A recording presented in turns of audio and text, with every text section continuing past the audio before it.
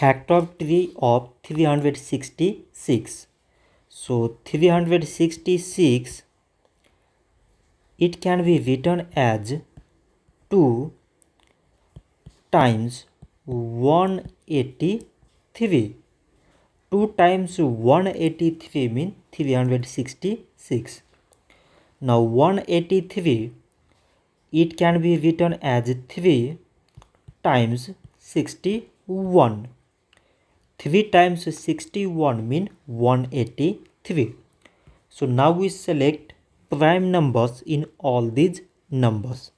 So prime numbers are 2, 3 and 61.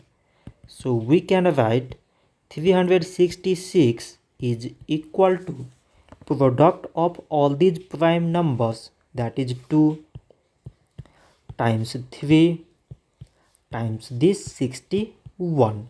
So this much for today, and thanks for watching.